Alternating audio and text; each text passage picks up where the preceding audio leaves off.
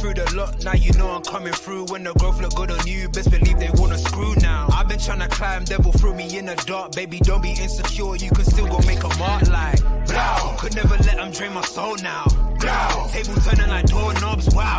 Blow. I think I'm about to set sail. I'm a walking, living legend, walking with my chest out. Life keep dealing me cards, I keep feeling it. Yes, people, we are back in the building. G, you know what time it is, you know what it is. Today we are back for a England versus Wales preview for tonight's game. Third match of the World Cup for both teams. England head into this game technically already through, obviously barring a miracle in this Wales game. They will be through as group winners, and we've obviously got the other fixture in the group, Iran versus the USA, which obviously winner out of that would make it through, where USA need a victory against Iran, and Iran obviously need a victory against the USA, so that's going to be a blockbuster with all their rivalry and all the outside stuff, in regards to, that game in itself. Just before we dive in, guys, as you can see scrolled across the bottom, we're on the road to 150 subscribers. So please make sure you're hitting that subscribe button. Make sure that you guys are liking it and sharing it out to everybody that you know. Let's get to that 150 before the World Cup ends. But let's dive into this game. So England versus Wales, obviously rivalry there.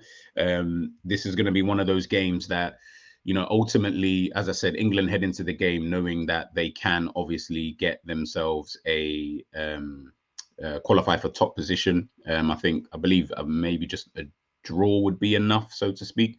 I think if they get a draw, top position, if they win, definitely, obviously they'll go through as group winners, which will obviously then have an impact on who they then face in the next round, which I believe is the Netherlands group. So that's obviously a big game over there, with Senegal facing Ecuador and Netherlands obviously facing Qatar. So guys, make sure that you're watching out for that, to just in case, as to who may or may not win those games. But England versus Wales always, they're a game like this. Obviously, England are overwhelmingly favourites. They're the better team, the better nation, got the better players and things like that. Wales do have a few players, which we'll obviously dive into, who could potentially hurt England. Same as, the USA also had players, and so did Iran. So, their different teams will provide different types of tests. And in a game of this kind of magnitude, World Cup, Wales know that they have to win, and they've got to win by quite a big margin in order for them to qualify through to the next round. So it's going to be one of those kind of tricky games for England to be able to navigate. But I feel England should have enough in their armor to be able to, get the victory in this kind of game. As long as they don't let the occasion and things like that get to them, this should be a routine win, if I'm being honest, with no disrespect to Wales. So looking at the World Cup in general, something that I wanted to touch on real quick, and something that we spoke about quickly on the Jerry James show on the World Cup Roundup. Make sure you guys are heading over there every single evening at 9:10 to check that out. And it was a conversation I'd had also with a friend off air. Was, we've seen this World Cup, obviously Saudi Arabia beating Argentina, obviously a shock. Then you had Japan beating Germany, which was obviously a shock. Costa Rica, after losing 7-0 against Spain, then going to beat Japan 1-0, with a late goal there. And we've seen throughout the tournament, Cameroon got themselves a 3-3 draw yesterday against Serbia, who would have, we would have thought that they would be able to beat Cameroon. Ghana obviously getting their victory against South Korea yesterday. It's been a tournament that's just been full of, various other surprises and things like that. And one thing my friend said was, are we as fans, obviously we've all been, it doesn't really matter actually how long we've all been watching football, but we've been watching football, I guess, long enough. And are we all following the notion that we look at international teams now of today, and there's a level of expectancy? So for example, we all expected England to just kind of maybe not breeze through, but effectively get 3 wins out of 3 in this group, which is obviously now not going to happen. Obviously, it doesn't really matter in the grand scheme of things, but I guess that's just what we expected of England because of the quality of players that they do have against the quality of opposition they're going to come up against. Argentina, we expected them to, completely breeze through that group. We didn't, the Saudi Arabia game that caught everybody off guard. So, we look at that, and then we look at, even when we watch Brazil at the moment, Brazil haven't really, for some people, they haven't really impressed, so to speak, myself included, haven't really impressed me. And I'm not even talking about, the typical Brazil that we remember from back in the days, the flary kind of type, like, because there are obviously different ways to win games, which they've done 2 out of 2. But just in the level of their performance, are we looking at them and thinking, Germany? Are we looking at them and thinking, a defeat against Japan? That was never on the cards, to be honest with you. That wasn't something that we thought, could potentially, happen. And I think when we're looking at these international teams, I think one of the things that I've personally kind of seen with international football is the level of players. Now, a lot of people have said, there's not enough quality, so to speak, within the international setup, which I can definitely see the argument for that, to be honest with you. When you look at certain teams, especially like the higher ranking teams, you look at them like the Belgians, for example. Belgium have looked completely awful, even though they got the victory in their first game. They've looked awful this tournament.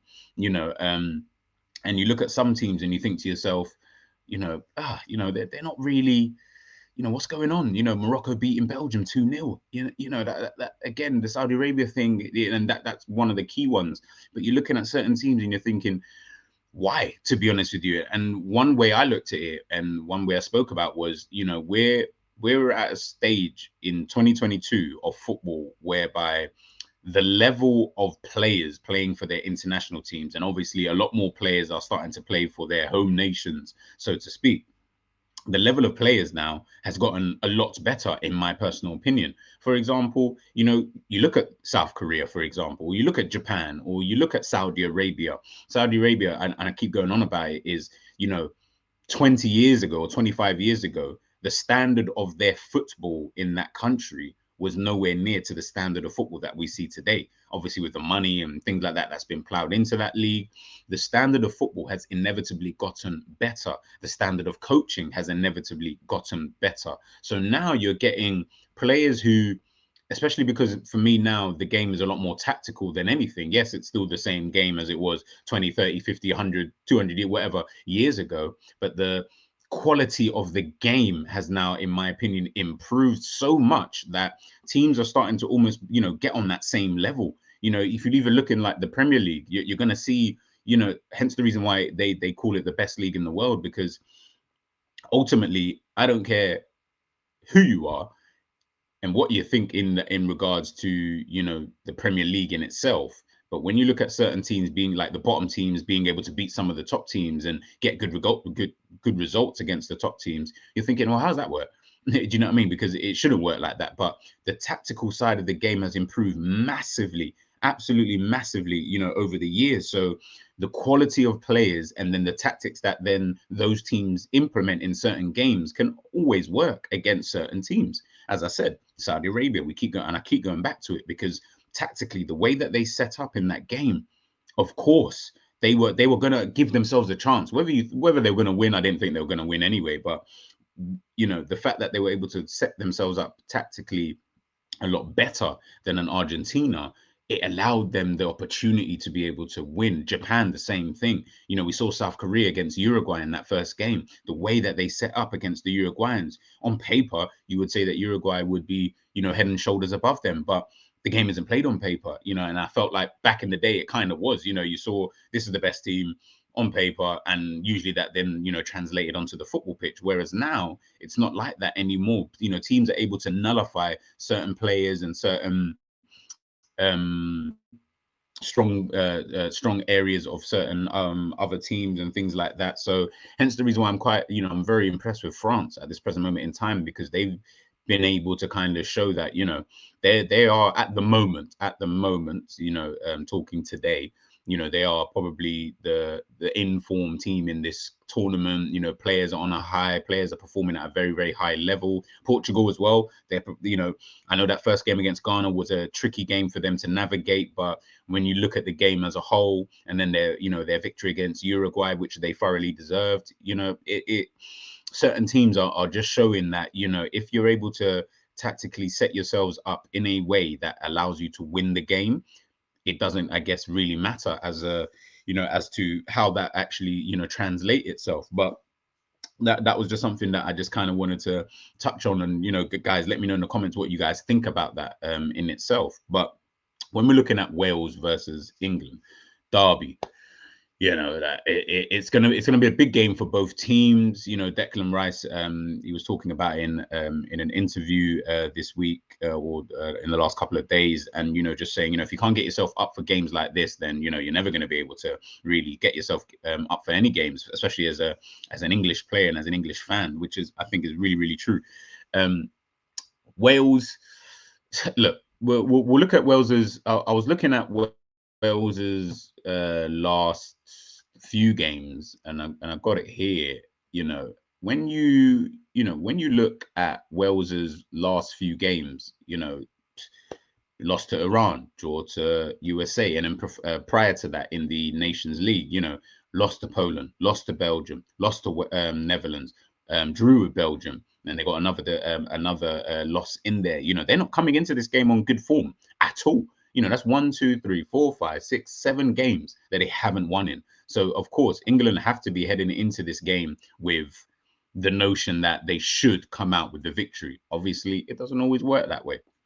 And Wales do have a few players that I like the look of. And I think if Wales set up in a certain way against England, so effectively don't set up in the way that you've been setting up, you know, during this tournament so far, because it hasn't actually worked, to be honest with you. But if you look at a game against, say, Iran, for example, the way that they tried to set up, and it was kind of almost in that counter-attacking mode because they knew the threats of Iran. And Iran, credit to them, as much as they lost 6-2 against England, who are obviously a far superior team to them, they knew coming up against a Wales team, one, they knew it was going to be difficult because all the goals came very, very late, and they came after Wales received the red card for goalkeeper Wayne Hennessy. But when you look at how Iran tried to set up in that game, the impetus was more on them, or the attacking impetus was more on them to come out and play. And Wales did try to sit in, you know, hit them on the counter and things like that. I just felt that in certain areas of the pitch, especially in the wide areas, they just didn't have enough to kind of hurt Iran. And, you know, in the end, unfortunately for them, you know, it kind of told. So if we take a look at Wales's lineup against Iran, obviously they set up in a 3-4-3 formation, 3 centre backs, you know, Ben Davies, Joe Rodon, and Metham. Like the way that they set up there, I was thinking, all right, you know, that could potentially work. They've got the 4 in midfield, and Purdue obviously kind of slotting in there. We all know that he is a centre back by name, but can play in that central midfield position. You know, Aaron Ramsey, he's still knocking about, you know, for the Wales team. Roberts and Williams on the wing. Now, Williams, which is a funny one, obviously was a right back at Liverpool, and, you know, understudy to Trent Alexander-Arnold, didn't really look like he would be getting into the team. I do believe that obviously if he had stayed, and obviously life works in mysterious ways and coincidences, but if he had stayed at Liverpool this season, he definitely would be getting game time in that right back. But for Nottingham Forest and for Wales, he's been playing on the left-hand side, and he's being able to cut in, and he seems to be given a lot more license to push forward. A lot more license to get shots off at goal, a lot more license to allow himself to almost be that kind of attacking outlet over there on that left-hand side, which I think could be a potential problem for England, especially depending on who they want to play at right back today. You know, they've got Trent, they've got Ben White, they've got Kieran Trippier. Trippier's obviously been the one that's been starting in at right back for England. And rightly so, to be honest, because he's been the outstanding candidate to play there. But in the last game against USA, he didn't really play that well, and I felt that in the game, especially the way that USA were playing, I felt like they needed to switch Kieran Trippier with someone like a Trent, just to get more of an attacking, creative force out there on that right hand side, because we all know Trippier's got qualities to, to deliver, but he just wasn't able to do that. And I felt like maybe if, Gareth Southgate had switched Trent and, Kieran Trippier, maybe, he just defensively, maybe he was just still a little bit wary, so he wanted to kind of keep him on. But then I would have said maybe even a Ben White. Ben White has shown this season, yes, he doesn't got the assist to back it up, so to speak, but he's been showing this season that he can get himself forward, and he's still defensively astute to be able to nullify the attacks coming down that left-hand side. But, Gareth Southgate has obviously gone with them. If you look up front for Wales, Bale, obviously, he's always going to be there. Kiefer Moore and Harry Wilson, another another ex-Liverpool player. Him and Williams, obviously, they've known each other for a good few years now. They seem to have that kind of link up, and I like Ben Davies out there on the kind of left of the central three. I feel like that's more of a comfortable position for him, especially as he's getting a little bit older. So it allows him to just he's really defensively very, very good. He'll put his body on the line where it's needed, and he can still pick out a ball. So which is very, very good for Wales. But when I'm looking at England, England obviously set up in the 4-3-3 formation that they've had over the last few games of the tournament. And when you're set up in that kind of way, again, I say 4-3-3, but it just depends on the pitch how that kind of translates. Because for me on the pitch, it almost translates into a 4-2-3-1. And where you've got the one in Harry Kane, he likes to drop into midfield anyway, which then I guess in Gareth Southgate's eyes then allows more runners into the box. And I'm assuming he's then looking for someone to get beyond Kane so that Kane can pick up the ball in that kind of number 10 position and then, be able to find a pass. But, he's chosen Mount there in that position. Now, I've already said in regards to Mason Mount, I feel that Phil Foden should be in that position, especially as if I'm saying that, they want to have runners beyond Harry Kane. Then I feel that the runners have to be someone like a Foden, someone who can play in that pockets of space, someone who's also quite adept at playing on the wings as well, so he can drift across that kind of front line, which then gives him that free role. Maybe you don't really want that because you want all the three midfielders in the central midfield to be able to do a job, which inevitably is what Jude Bellingham, Declan Rice, and Mason Mount have been doing, in this tournament. But we saw against the USA. We saw Jude Bellingham having to come off. He was chasing shadows that game. As great as he is, and obviously it's just one performance, he was chasing shadows that game. He brought on Henderson, which I still don't agree with, because certain substitutions bring a certain notion to both sets of teams. So when you bring on a certain type of player, forget their ability for a second, just if you're looking at the player in terms of his positioning, when you bring on such a defensive player, yes, Henderson has certain qualities, but when you're bringing on someone like that, it gives that notion to the USA, especially in that game where they feel that they can, all right, they're looking to sit in, which then allows us to be able to push forward a bit more and then press that midfield even more so. Because if you bring on a Foden, it gives the other team something else to think about. It gives them, oh, this is the player that we need to watch. This is the player that, as I said, finds the pockets of space really, really well. If he's finding those pockets of space really well, we might need to change the way that we're playing to be able to kind of, defend that. So it was a bit of a catch-22. Obviously, started with Sterling, Saka, same team as the first game, and that's why I didn't really put up a lineup, because we have heard, I didn't really know who he's going to play today, to be honest with you. I mean, we've heard that Jordan Henderson's going to come in, and I'm assuming that's going to be for Jude Bellingham.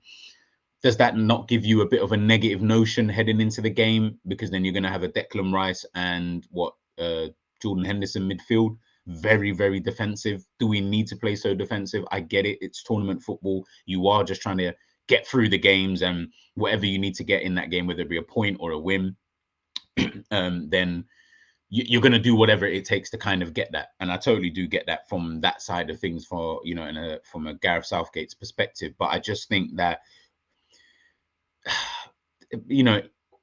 I think Ian Wright, Gary Neville was speaking about it on I think it was on ITV the other day, and or BBC, one of the two. And for me, it's just, I just feel like we're we're not like in that first game, we utilized our attacking threats and we utilized them pretty well. But there were still kind of chinks in that kind of armor. And again, I go back to Mason Mount. There's been a lot of talk about Mason Mount. He's obviously recently rejected a allegedly 200 grand a week contract extension from Chelsea. He looks like he might potentially be on the move, or he's looking to potentially be on the move. And I'm looking at him and I'm thinking he's a player that doesn't really have a position.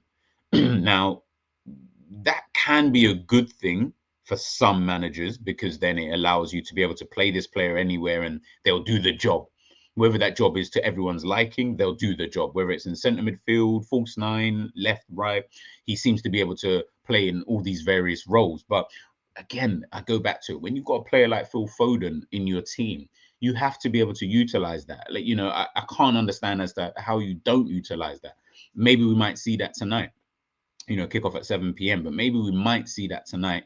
And maybe he might start trying to, implement certain players in different positions. In defense, I look at it and I think to myself, we've all been bashing players like Harry Maguire, because obviously his Man United career is not really taken off at all. To be honest, it never took off from the second he signed. But then when we look at him for England, he performs really, really well. And that's something that England are going to have to try and utilize in this game, because against Wales, I feel like it's going to be it's going to be a nitty gritty game. I feel like it's going to be a game where we might not see us, as fans of England. For those who are fans of England out there, you're going to be watching the game and you're going to be thinking to yourself, this isn't pretty to watch. Graham Souness touched on this before, and I know a lot of people were going back and forth about this, but what he was saying was right. And even Joe Cole sitting there, he had to kind of agree, because the reality is you're watching England, and England, on the eye anyway, play terrible football, to be honest with you. With the players that you have, you're not playing good football.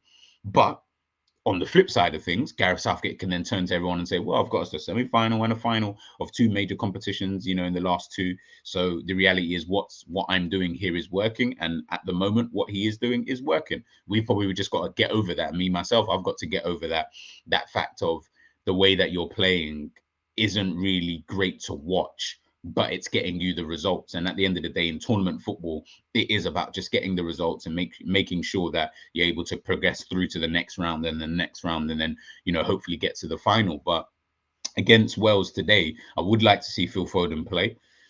Henderson's going to play by the sounds of it, from what the reports are coming out. So, he's going to be there in the midfield. At right back, I would like to see either Ben White or Trent.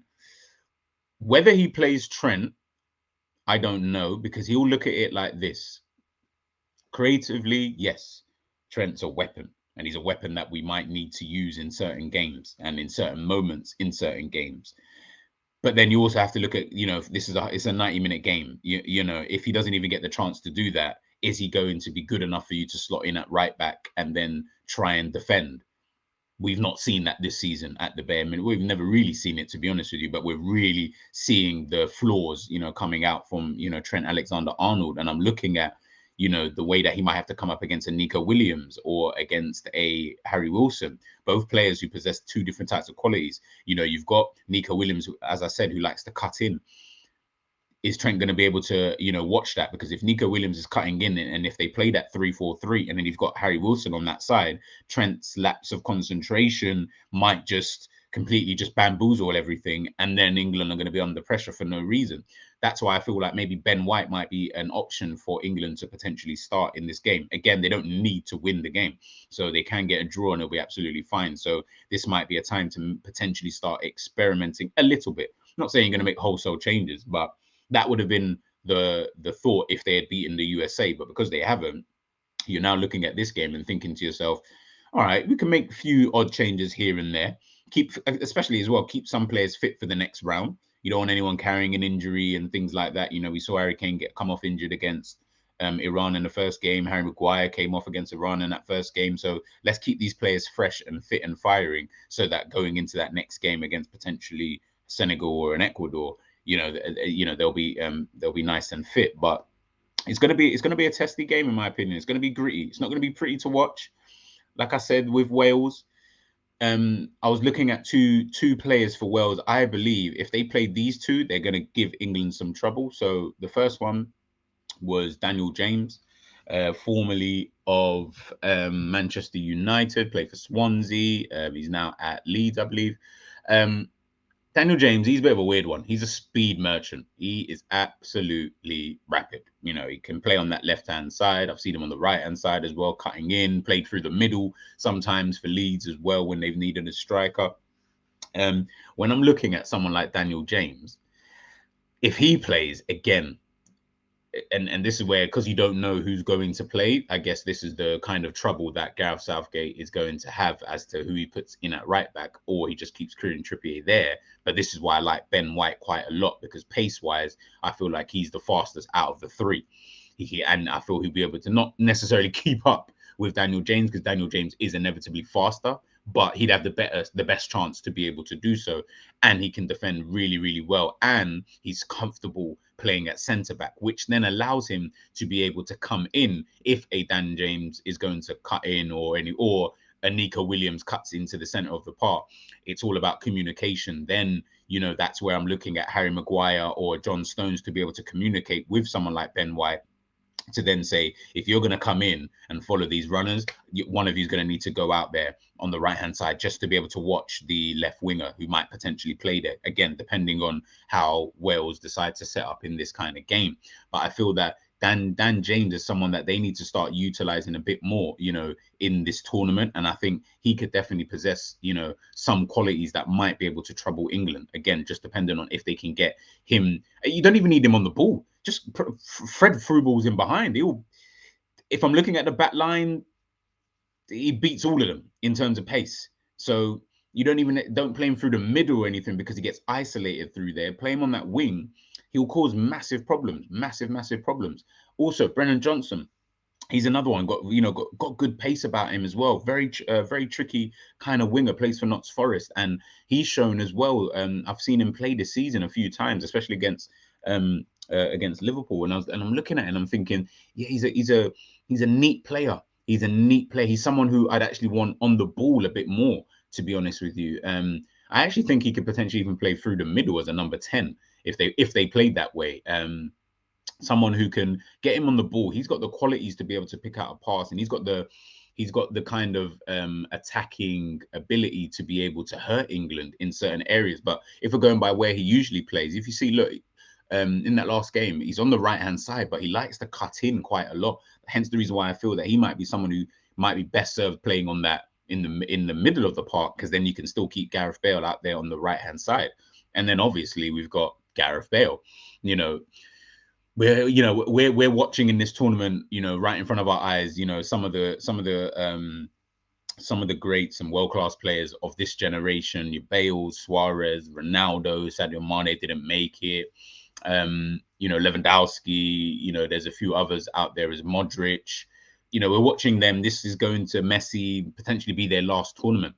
And when I look at someone like Gareth Bale, for Wales, been excellent. Obviously, he's been their kind of shining beacon. He's come up trumps with late goals, you know, fantastic performances, and, you know, things like that, especially in the last, like, say, 6 years, so to speak. He's really been their guy. He's been their talisman. But when I watch him now, it's a weird one. Obviously, I'm not Welsh. I ain't got no ties to Welsh other than my name. I look at Gareth Bale, and I simply kind of think to myself, he's someone, he reminds me a bit like a Ronaldo in terms of get him out of the way.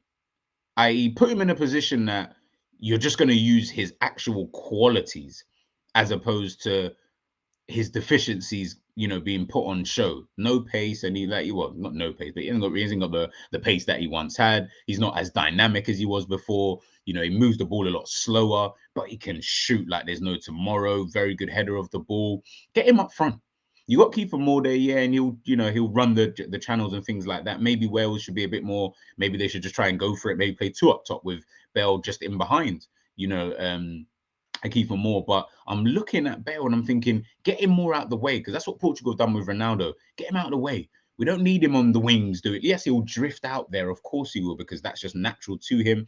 And sometimes the game might need him to do that, to pick up the ball and pop it off and, you know, get the ball moving and things like that. But I'm looking at him and I'm thinking, get him out of the way so you can get some of the other players into play. So like I said, your Dan James and Brennan Johnson's, I'm looking at those two, Nico Williams, Harry Wilson. That's a quartet there, like I said, that could potentially hurt England. This World Cup, it's hard to judge anything, to be honest with you. You know, at the moment, like I said, it's only France that I'm looking at and thinking, yeah, that's going to be a victory kind of thing, because of the players that they've got. You know, probably the best player in the world, and, you know, Kylian Mbappe. They've still got Giroud in there who can score them goals and things like that. But when I'm looking at teams like England and other supposable top nations, I'm sitting there thinking they can be hurt. They can be hurt. They're not performing really at that kind of level. And that USA game really did show me, you know, in regards to England, and again, coming up against better opposition in tournament football, they can just become unstuck. And it always seems to happen in tournament football. And this time it just happened a lot earlier. But, you know, against Wales today, they will be the overwhelmingly favourites. And Wales will be coming in as underdogs. That might work in Wales's favour. You know, it does remain to be seen. Tonight, I am gonna go with a 2-1 victory for England. If they can set themselves up, I mean, it just depends. If Gareth Southgate is going to be pragmatic and slow and whatever, then, you know, expect a 0-0 or a 1-1 kind of situation. But if he decides to kind of set up in a bit more of an attacking, in an attacking kind of threatening kind of way, then yeah, I can potentially see England getting a couple of goals. But this World Cup, like I said, you can't judge it. You know, I had Uruguay, who've been absolutely crap this tournament, and I had them down as my dark horse, and they look like they might not even make it out of their group. So, you know, it's all up in the air at this current moment in time. But obviously, that's my prediction for this evening. Guys, let me know in the comments who you would want to see play tonight. Who do you think needs to play, you know, to get them some minutes in this tournament? Who do you think's been England's kind of standout player so far? And yeah, let me know in the comments your score predictions. I'm G, that's my preview, and I am